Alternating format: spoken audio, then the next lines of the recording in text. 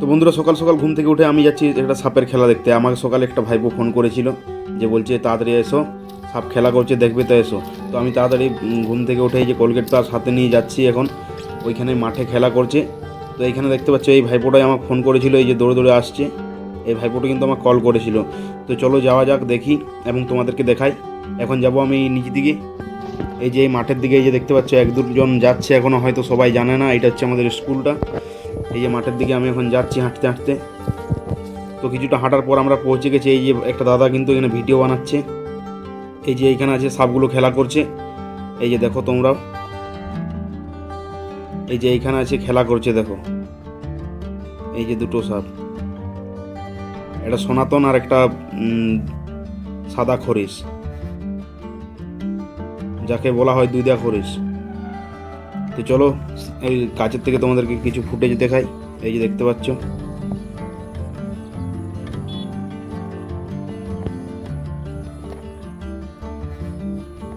তো এখনো পর্যন্ত কিন্তু হয়তো সবাই দেখতে পায়নি বা জানেনি।